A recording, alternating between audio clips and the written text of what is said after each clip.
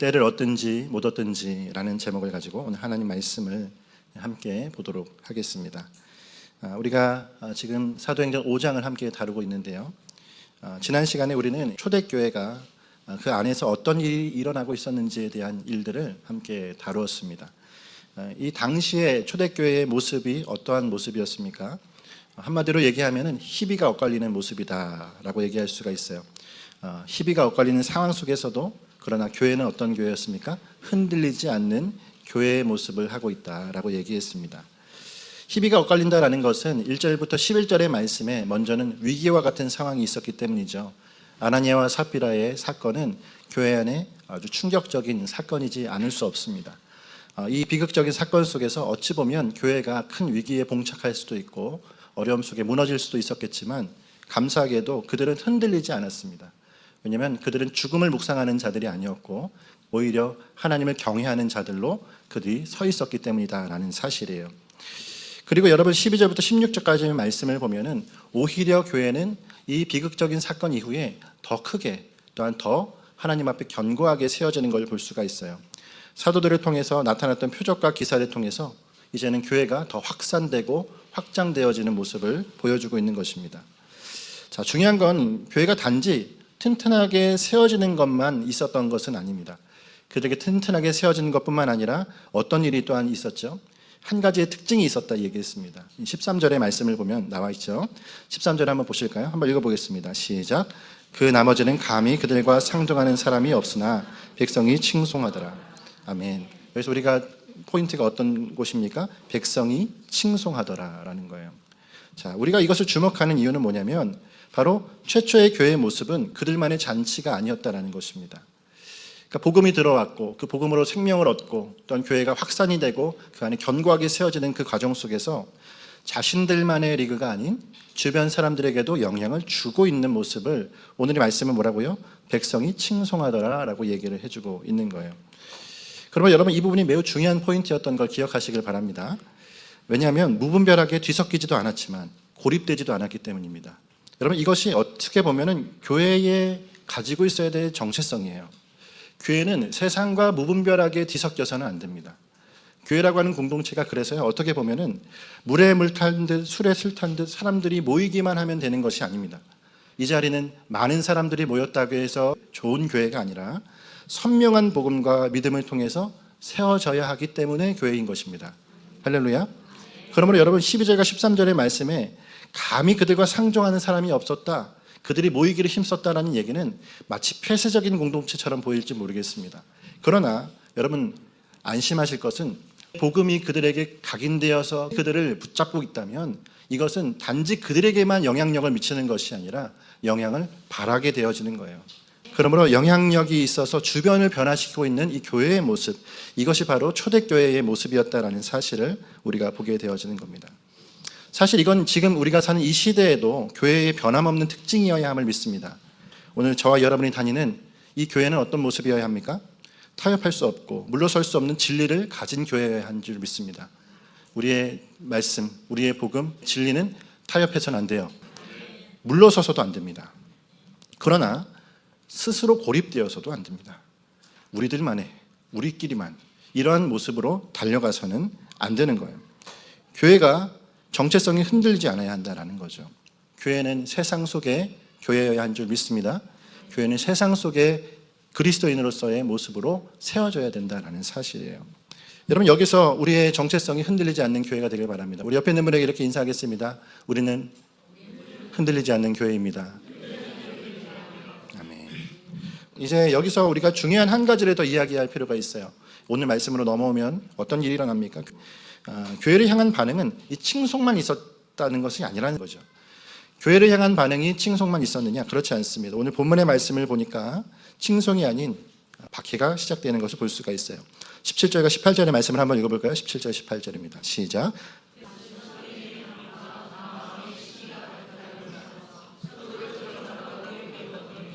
아멘. 18절의 말씀을 보면 교회에 마치 찬물이 끼얹은 듯한 소식이 들려오는 것을 보게 되어집니다. 이제 부흥을 하고 있고 사람들이 주님 앞에 열심히 세워지는 견고한 교회로서의 모습, 참 교회로서의 모습을 갖추어 갈 때 난데없이 사도들이 어떻게 해요? 옥에 갇히는 사건이 일어났어요. 이미 여러분 우리는 4장의 말씀에서 베드로와 요한이 옥에 갇혔던 것을 기억하실 겁니다. 옥에 갇혔던 것이 처음은 아니에요. 근데 이것이 또 한 번의 찬물을 끼얹는 사건인 이유는 지금 이 상황에서는 대부분의 사도들이 연행되었다라는 것을 말씀은 이야기해 주고 있기 때문에 그래요. 그 당시에 사도들이 없는 교회는 한 번도 경험하지 못한 교회의 모습이겠죠. 리더십이 사라져버린다라는 것은 교회 안에 또 다른 핍박과 또 다른 위기가 찾아온다라는 것을 의미하는 것입니다. 이제 본격적인 교회에 대한 핍박이 시작되는 신호탄이 바로 이 지점이기도 합니다. 자, 이것이 말해주는 것은 그럼 무엇입니까? 한 번 더 정리해보면 교회가 진리를 수호할 때는 두 가지 반응이 나타난다는 거죠. 교회가 진리를 수호할 때 두 가지 반응입니다. 하나는 뭘까요? 인정을 받든지, 하나는 뭐예요? 박해를 받든지. 인정을 받든지 박해를 받든지입니다. 이 두 가지가 다 나타납니다. 교회가 온전히 서면 인정을 받거나 박해를 받는데 무엇 하나만 나타나는 것이 아니라 두 가지가 다 나타난다는 거예요. 여러분 어쩔 때 그러면 인정을 받고 어쩔 때 박해를 받습니까? 단순하죠. 복음이 필요한 자들에게는 인정을 받아요. 복음이 필요한 자들, 갈급한 심령들은 복음을 찾기 때문에 복음을 가진 교회가 그들에게는 생명으로 인정을 받는 겁니다. 근데 복음을 대적하는 자들에게는 박해가 일어나는 거죠. 교회가 생명처럼 진리를 수호하고 있으면 주님 앞에 진리로 돌아오길 원하는 자들을 주님께서 불러 모으시고 또한 그들을 적대시하는 자들에게서는 계속적인 탄압이 일어날 수밖에 없게 되어지는 것이죠. 그런 의미에서 17절의 말씀에서 여러분 사도들을 가둔 사람들이 있죠. 이 사도들을 가둔 사람들은 누구일까요? 한마디로 말하면 복음을 적대시하는 자들입니다. 자, 이 복음을 적대시하는 자들에 대해서는 우리가 좀 살펴볼 필요가 있고요. 이들을 살펴보면서 지금도 복음을 적대시하는 사람들의 특징들을 또한 우리가 여기서 볼 수가 있어요. 먼저는 복음을 적대시했던 사람 중에 어떤 자들이 있습니까? 말씀해 보니까 대제사장들과 그와 함께 있는 사람들이라고 얘기하고 있어요.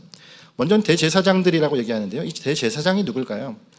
한마디로 얘기하면은 안나스와 가야바입니다. 어디서 많이 들어보셨죠? 안나스와 가야바는 예수 그리스도를 십자가에 못 박으라고 주도했던 자들이죠. 안나스와 가야바는 다른 복음서에만 있는 사람이 아니라 지금 이 사도행전까지도 계속 이 대제사장직을 감당하고 있는 사람입니다. 현재 진행형이에요. 당시에 대제사장이 왜 한 명이 아니라 그럼 두 명이고 사실 다른 말씀을 보면 네 명이에요. 대제사장만 네 명이라고요. 왜 그러면 한 명이 아니라 세네 명일까요?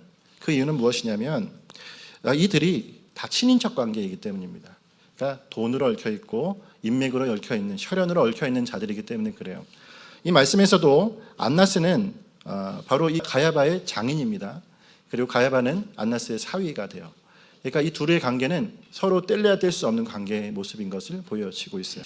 결국 여러분 그들이 예수 그리스도를 십자가에 못 박으라고 했던 자들이고 그리고 그 못 박으라고 했던 자들이 누구까지도 알고 있습니까? 제자들까지도 선명하게 다 잘 알고 있는 겁니다. 지금으로 말하면 그들의 정보가 다 이 대제사장에게 있는 겁니다. 그렇기 때문에 여러분 그들을 향하여서 지금 이러한 핍박을 가하고 있는 것이죠. 여러분 28절의 말씀에 보면 이렇게 되어 있어요. 28절 한번 보시겠어요? 28절 한번 읽겠습니다. 시작.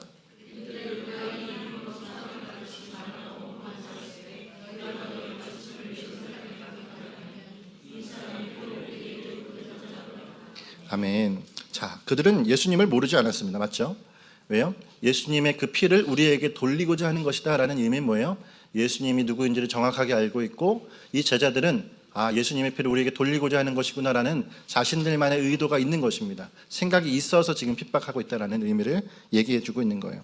자, 박해의 이유가 뭡니까? 대제사장들의 박해의 이유는 자신들에게 예수님과 제자들이 불안한 요소이기 때문에 그래요. 어떤 불안한 요소이죠? 자신들의 지배 영역을 그들이 무너뜨릴 만한 요소로 보여지기 때문에 그런 것입니다. 자, 사두개인도 한번 볼게요. 사두개인은 어떤 자들입니까? 사두개인 할 때 이 사두개인은 사독의 후예라는 뜻입니다. 그래서 사두개인 비슷하죠? 이제 어감이요. 자, 이들은요 바리새인들과는 좀 달라요. 우리가 성경을 보면 그 당시에 바리새인들이 사람들에게 많이 불편함을 주거나 부정적인 요소로 보여지는 것처럼 보이겠지만 바리새인들은 인기가 많았습니다. 사람들에게 대중에게 인기가 많았던 게 바리새인들이고요. 오히려 사두개인들은 인기가 없었습니다. 왜냐하면 사독의 후예라는 얘기는 본인들이 제사장 그룹이라는 뜻이에요. 그렇기 때문에 이들은 백성들에게 관심 있는 것이 아니라 지배 영역에 관심이 있던 자들이다 얘기할 수가 있습니다. 당시에 어떤 종교의 중심지 바로 성전에서 그들은 자신들의 세력을 키워가기를 원했던 자들이었던 거예요. 근데 중요한 건 뭐냐면 이 사두개인들은 자신들의 고집이 있습니다. 성경 구약에 우리가 말씀이 몇 권입니까? 구약 39권의 말씀은 전체를 그들이 믿지 않아요. 이들은 딱 모세 오경만을 믿는 자들입니다. 모세 오경이 아닌 다른 말씀에서 나오는 이야기들, 개념들은 그들이 인정하지 않는 거예요. 사실 이건 굉장히 오늘 중요한 이야기인데, 여러분 이들의 특징이 뭐냐면 안식일과 제사만 잘 지키면 온 우주 만물이 평안하게 될 것이다 이렇게 생각했던 사람들이 이 사두개인들의 모습입니다. 또 하나는 뭐냐면 모세 오경에서 등장하지 않거나 중요하게 여기지 아니하는 부활, 영, 천사와 같은 것을 거부합니다. 그러니까 이성적인 것이 아닌 초이성적인 것에 대해서는 거부하는 모습이 바로 이 사두개인들의 모습이다라는 거예요. 그러면 왜 이들은 예수님의 사도들을 핍박을 했을까요? 사두개인들은 왜 핍박을 했습니까? 그것은 전혀 상반된 진리 체계를 바로 이 사도들이 전하고 있기 때문에 그런 것입니다. 조금 전에 뭐라고 얘기했죠? 사두개인들은 부활을 인정하지 않는다고 얘기했어요. 근데 예수님의 제자들은 무엇을 전하고 있습니까? 부활을 전하고 있기 때문에 그래요. 여러분 4장으로 한번 가보시겠어요? 4장 1절과 2절을 한번 읽어보도록 하겠습니다. 4장 1절 2절 여기는 잘 나타나 있습니다. 사두개인이 얼마나 이를 싫어하는지가 잘 나타나 있어요. 1절 2절입니다. 시작. 사도들이 백성에게 말할 때에 제사장들과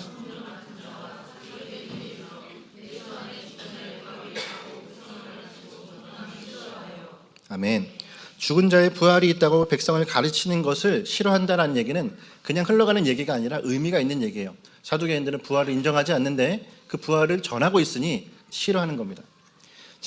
여러분 적대시하는 이유가 뭡니까? 바로 대제사장은요 자신들의 지배 영역을 그들이 침범하고 있기 때문이에요. 성전 안에서 복음을 전하고 있는 이 모습이 자신들에게 피를 돌리려고 하는 것이다 그렇게 보여지고 있기 때문에 계속 박해를 해나가는 것입니다. 사두개인들은요 자신들이 가지고 있는 사고방식을 침범하고 있기 때문에 자신들이 가지고 있는 그 체계를 무너뜨리려고 하고 있기 때문에 바로 이 사도들을 향하여서 핍박을 하기 시작한 것이다 라는 거예요. 사실 여러분 좀 말을 어렵게 해서 그렇죠. 이거 다 한마디로 정리할 수 있습니다. 자기 밥그릇 뺏길까 봐 그러는 거예요. 대제사장이나 사두개인 모두가 그 안에서 자기가 호의호식할 수 있고 영향력이 있는 그런 삶을 살아갈 수 있는 그 영역입니다. 근데 여러분 교회와 복음이 이것들을 해치고 있는 것처럼 보이니 그들을 향하여 뭐 하는 거죠? 핍박, 박해를 가하기 시작했다라는 겁니다. 우리에게 한번 돌아볼까요? 지금 이 시대에도 그런 박해는 왜 일어날까요? 동일합니다. 밥그릇 빼앗기는 문제예요. 결국 뭐예요? 사고방식의 문제예요. 결국 지배 영역의 문제입니다. 전 세계가 지금도 많은 곳에서 기독교의 이름으로 복음의 이름으로 예수님의 이름으로 핍박을 받죠. 공산권도 있죠. 이슬람도 있죠. 북한 이념 때문에 또한 불교와 같은 또는 이런 종교들 때문에 사상 때문에 많은 곳에 핍박이 없는 곳이 없습니다. 그러니 매일같이 우리가 기도해야 될 핍박받는 곳이 너무도 수도 없이 많은 것이 사실이에요.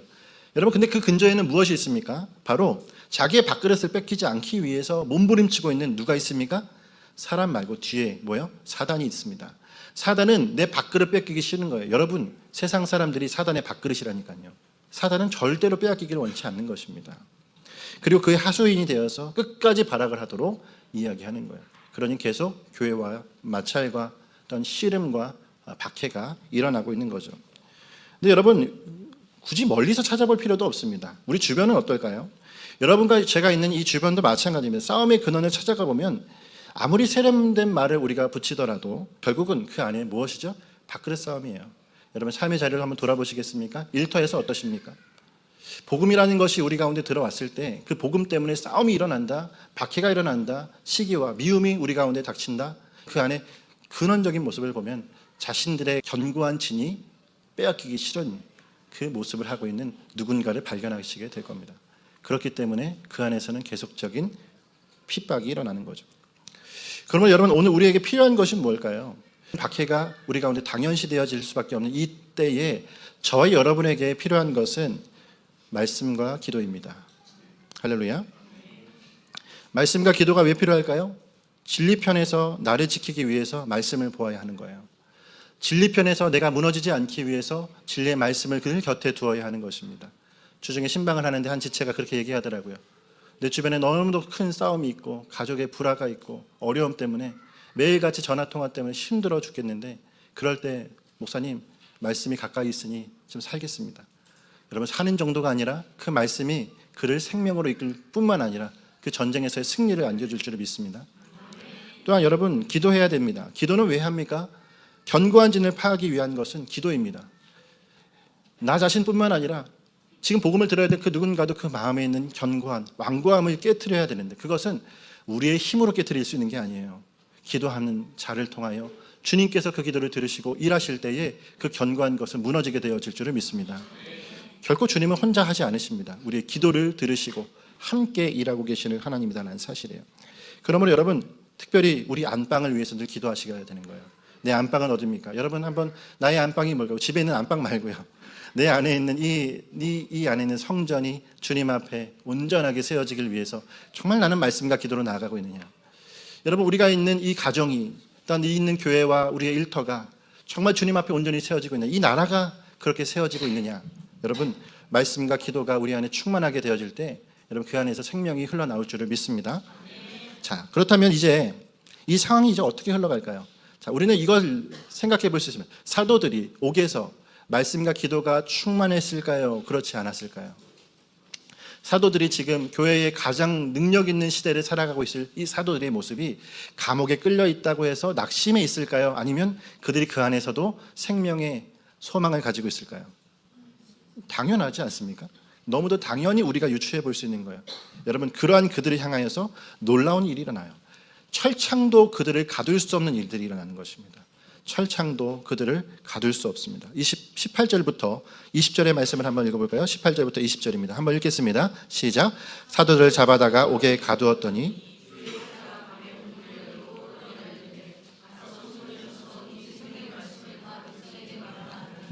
아멘. 철창도 그들을 가둘 수 없습니다. 왜요? 하나님은 일하시기 때문입니다. 하나님은 어떻게 일하십니까? 오늘 말씀에 우리에게 주목되어지는 게 하나가 있습니다. 옥문을 열게 한 일이 누구를 통해서이죠? 말씀에 주의 사자 이렇게 되어 있죠. 주의 사자를 원어로 보면요 정확합니다. 주의 천사예요. 그러니까 다른 사람이 아니라 천사가 왔어요. 천사가 옥문을 열어준 것입니다. 여러분 그러면 이 천사의 등장을 두고 우리는 한 가지를 이제 지금 기억해야 될 필요가 있어요. 정말 천사가 있냐 없냐 이 문제 지금 우리가 거론할 정도의 수준이 아니시길 바랍니다. 여러분 성경에 있는 것이 우리 가운데 없을 수가 없습니다. 할렐루야. 네. 여러분 이 천사가 그러면 왜 여기서 등장을 했을까요? 그들을 가둔 자가 누구라고 얘기했지 아까요? 사두개인이에요. 사두개인은 무엇을 부정하는 자들입니까? 천사를 부정합니다. 천사를 부정하는 자들을 향하여서 주님은요 전곡을 찌르시는 거죠. 천사를 보내셔서 그들의 옥문을 여시는 거예요. 할렐루야. 세상이 부정하고 세상이 믿지 못하고 세상이 믿음 없음을 보여줄 때 주님은 믿음 있는 자들에게 실제함을 보여주시는 분이다라는 사실입니다. 할렐루야. 그러므로 여러분 이 천사는 옥문을 여는 이 일을 우리 가운데 수행하는 일이다라는 사실이에요. 여러분 근데 중요한 건 뭘까요? 왜 천사는 이 옥문을 열고 그들을 밖으로 인도했을까요? 차라리 너무 그 서비스가 좋잖아요. 옥문 열고 천사가 옥문 열고 밖으로 인도하는 이 서비스 너무 좋지 않습니까? 근데 이런 생각을 해보지 않습니다. 저는 호기심이 많아서 이런 생각을 하는지 모르겠어요. 천사는 힘이 좀 있잖아요. 그러면 그냥 들어다가 빼면 되잖아요. 안 그렇습니까? 옥문 그냥 장풍 쏘듯이 부셔버리면 되잖아요. 근데 아주 친절하게 그들을 옥문을 열고 그들을 밖으로 인도하는 모습을 보여주고 있는 거예요. 여기서 우리가 한 가지를 기억해야 될 필요가 있습니다. 천사가 능력이 없어서 그들에게 문을 열어준 게 아니라 여러분 지금 천사는 그들에게 어떤 존재로 있느냐면 돕기 위해 있는 존재가 아니라는 사실이에요. 여러분 기억하십시오. 천사는 우리를 돕기 위해 있는 존재가 아니라 하나님의 임무를 수행하기 위한 존재입니다. 자, 옥문을 열고 그들을 내보냈다는 건 그들을 구출하기 위해서일까요? 우리가 소위 말해서 천사 동원령이라고 하는 이제 교리들을 이단에서 좀 볼 수가 있어요. 천사를 호령해서 그들을 동원할 수 있다. 내가 천사를 오게 해서 천사를 부릴 수 있다라는 그런 개념을 가진 신학 교리 잘못되었습니다. 천사는 우리가 부리는 게 아니에요. 천사는 주님의 임무를 수행하는 자들입니다. 자, 그러면 이 문을 열게 해달라고 사도들이 기도한 것이 아니에요. 그래서 천사가 와서 동원되어서 그들에게 옥문을 열어준 게 아니라는 얘기죠. 자, 이 얘기는 그럼 뭘까요? 하나님께서 그들에게 임무를 주시는 자리예요. 천사를 보내셔서요. 그래서 사두개인들의 사상을 깨십니다. 그리고 나서 이 옥문을 열고 그들을 내보내서 분부를 하시는데 어떤 이야기를 하고 있습니까? 20절의 말씀에 임무를 하달해 주고 있어요. 임무. 어떤 임무일까요? 한번 읽어보겠습니다. 시작. 가서 성전에 서서 천사가 사도들에게 전해준 미션은 뭡니까? 생명의 말씀을 다 백성에게 말하라 하며, 생명의 말씀을 증거하도록 하나님께서 천사를 통해서 임무를 그들에게 주신 것입니다. 갇혀있는 자들에게 옥문을 열게 하시고 그들에게 너희는 지금 이 길로 가서 성전으로 가서 거기서 생명의 말씀을 전해라, 선포해라 말하고 있는 거예요. 자, 그렇다면 여러분, 여기서 우리가 한 가지 더 궁금합니다. 뭐예요? 생명의 말씀은 도대체 뭘까요? 생명의 말씀. 우리가 이 생명의 말씀은 분명합니다. 다른 게 아니에요. 복음입니다. 할렐루야. 복음이에요. 그 복음은 뭐죠? 예수는 그리스도라는 것입니다. 그걸 우리가 어떻게 알 수 있습니까? 베드로가 두 번의 설교를 통해서 했던 것, 처음 교회를 모을 때 그가 했던 설교는 바로 예수는 그리스도라는 사실입니다. 이것을 계속 그가 변증하면서 선포했어요. 그것뿐만 아니라 여러분, 오늘 이 5장 42절 한번 보시겠습니까? 5장 42절에 이렇게 얘기하고 있어요. 5장 42절 시작. 그들이 날마다 성전에 있든지 집에 있든지 예수님 그리스도라고 가르침과, 아멘. 바로 예수는 그리스도라고 복음을 변론하고 전하는 것이 뭐예요? 그들에게 생명의 말씀이라는 겁니다. 자, 천사가 그들에게 임무를 부여한 것이 뭡니까? 너희는 이 옥에서 나와서 뭐 하라는 겁니까? 생명의 말씀, 복음 전해라. 예수는 그리스도라고 전해라 라고 얘기하는 거예요. 왜 이렇게 했을까요? 왜 사도들을 끌어내서 생명의 말씀을 전하도록 했습니까? 여러분, 여기서 우리가 볼 수 있는 건 뭐냐면 이 생명의 말씀이 얼마나 무게 있는 것이냐라는 거예요. 자, 이렇게 한번 얘기해 볼 수 있겠습니다. 복음은 천사가 옥에서 끌어내어 전하게 할 만큼의 무게입니다. 이해가 되시나요? 생명된 복음은 천사가 그들을 끌어내어 전하라고 할 그 임무를 부여할 만큼의 값어치라는 사실이에요. 다시 말해 핍박 속에서도 박해 속에서도 전해야 되는 것이 복음의 무게라고 하는 것입니다. 여기에 왜 제가 강조하냐면 지금 우리가 살고 있는 이 때에 수많은 교회와 수많은 전도자들이 복음의 무게를 복음의 무게대로 전하지 못하고 있기 때문에 그렇습니다. 그러니까 복음의 중량이 가벼워졌어요. 왜 이렇게 가볍지? 왜 가벼울까요? 그러니까 조금 전에 우리가 보고 있는 이 사두개인처럼 이성적으로 믿는 것, 내 합리적으로 생각되어지는 동의가 되지 않으면 믿지 않겠다라는 사람들을 이해시키려고 하다가 이해를 계속 시키려고 하다가 내가 거기에 이해가 돼버린 거예요. 여러분, 충격적인 이야기들이 많습니다. 이 자유주의 신학이라고 얘기하죠. 자유주의 신학, 바로 이성으로 믿어지지 않으면, 이덕으로 믿어지지 않으면 모든 말씀을 다 편집해버리는 일들이 이 땅에서 수없이 많이 일어나고 있잖아요. 여러분, 이런 상황에서 우리는 복음을 우회하는 복음의 가벼움을 보게 되어지는 거예요. 이 땅뿐만 그렇습니까? 전 세계에서 계속 복음이 값싸지고 있는, 유럽에서는 복음의 씨가 꺼져버리고 있고, 미국에서는 더 이상 복음의 모습이 찾아볼 수 없는 향락으로 변해져가는 그 모습들을 볼 때 정말 교회가 생명의 복음을 그 무게대로 믿고 있느냐, 참 어려운 현실인 것 같다 생각이 되어집니다. 그런데 여러분, 복음은 그럴 수 없습니다. 결코 복음은 그러할 수 없습니다. 가벼울 수 없어요. 왜? 성경에 말하고 있잖아요. 천사가 하나님의 임무를 수행하여서 전하게 한 것이 뭐예요? 복음이에요. 그러니까 천사를 움직여서 복음을 선포하게 하는 일들을 행하시는 하나님의 복음을 향한 값어치는 뭐예요? 하찮을 수 없는 것이다라는 겁니다. 그러니까 우리의 삶에 그냥 조금 도움을 주는 참고서 아니에요.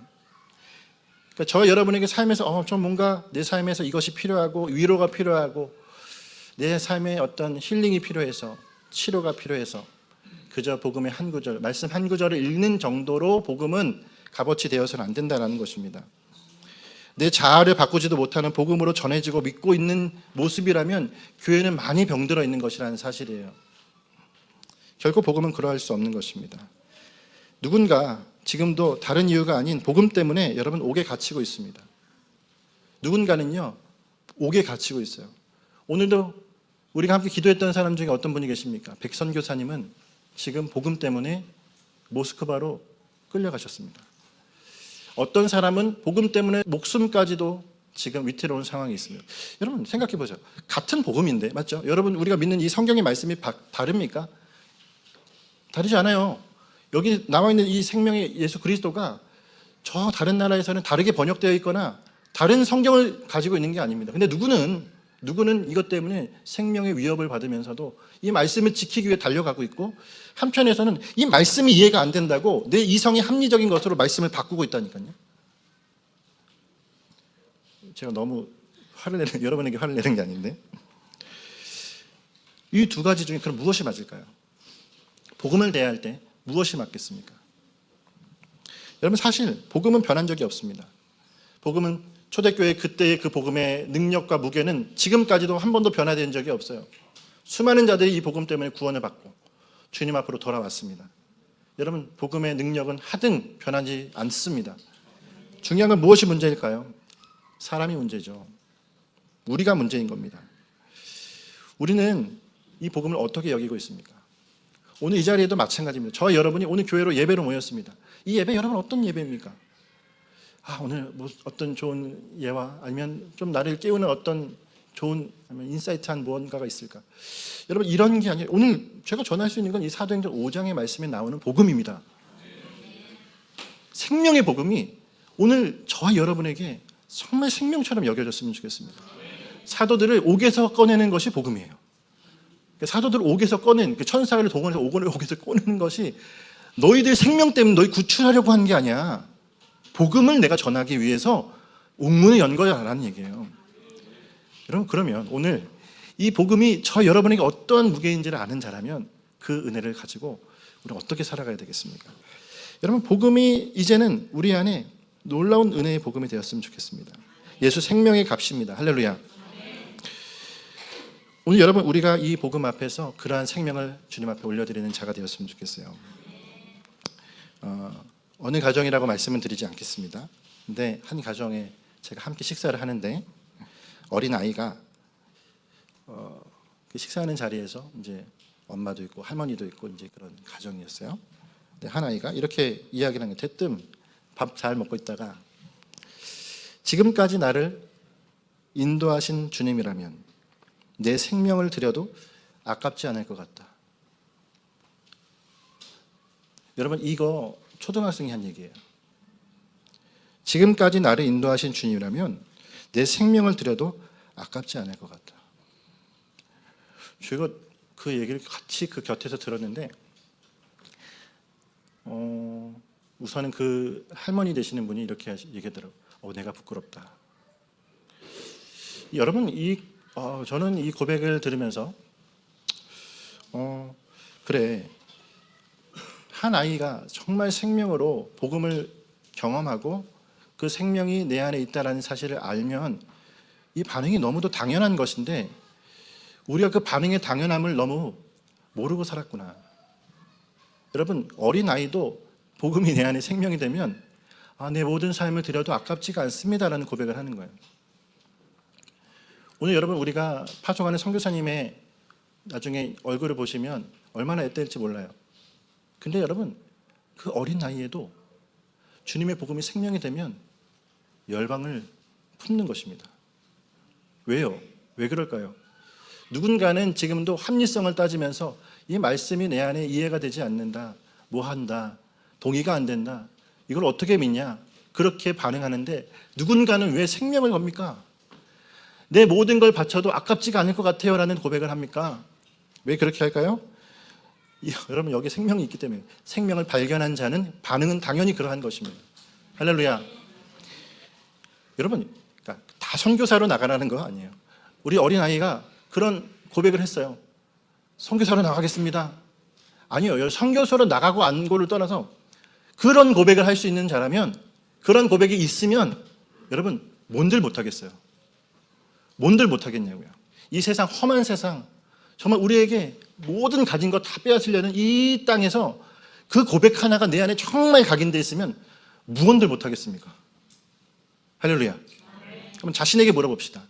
나 예수님 그 이름이 그 이름이면 나의 생명 다 드려도 아깝지가 않다. 주의 인자가 생명보다 나음으로 내 입술이 주님을 찬양합니다. 그의 인자하심을 바라봅니다. 정말 그런 예배자인가? 맞다, 나는 그런 예배자다. 결론이 되시면 뭔들 못하겠냐 말이에요. 이게 저와 여러분에게 생명된 복음 되시길 바랍니다. 이 고백이면 우리는 뭐든지 할 수 있습니다. 여러분, 이제 우리 말씀을 마치고 싶어요. 오늘 말씀은 간단합니다. 복음이 옥에서 그들을 꺼내서 그 옥에 꺼낸 그들이 생명의 복음을 증거하게 한 이 일은 우리 가운데도 그러한 일을 행할 수 있다는 놀라운 약속의 말씀이 되어지는 겁니다.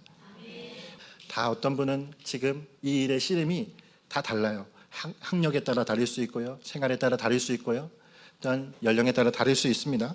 근데 여러분, 선포된 말씀에 대한 무게를 내가 알게 되었을 때 거기서 나는 정말 생명처럼 반응하며 살아갈 수 있게 되어지는 거예요. 제가 요즘에 그 유튜브에 쇼츠라고 해서 1분 안에 영상을 만들어서 설교를 올리는 거를 이제 하고 있는데, 제가 그 영상의 이름이 그거예요. 누가 예수를 죽였는가, 뭐 이런 영상의 제목입니다. 누가 예수를 죽였는가라고 하는 그 영상에 우리가 예수님을 죽였다 이 얘기에 포커스예요. 얼마 전에 여러분 우리가 설교했던 내용입니다. 그 설교의 내용을 올려놨더니 정체 모를 분이 거기다 댓글을 하나를 달으셨어요.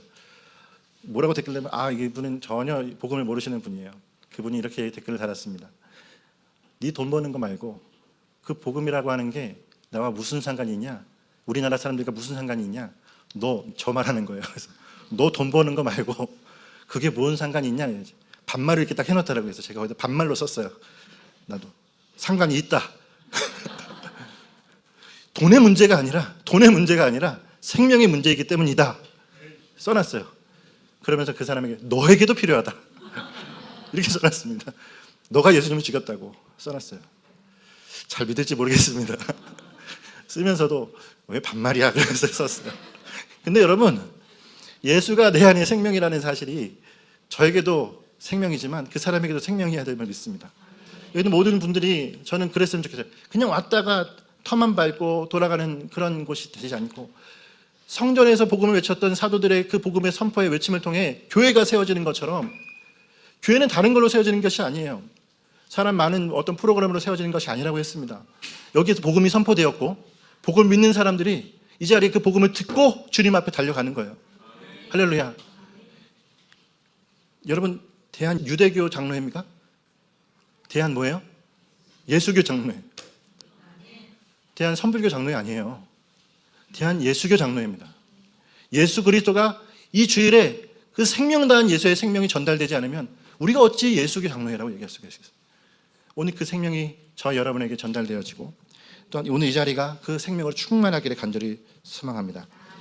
복음은 나도 살리지만 너도 살립니다. 이제 여러분, 우리가 때를 얻든지 못 얻든지 전해야 될 복음이 되어질 줄을 믿습니다.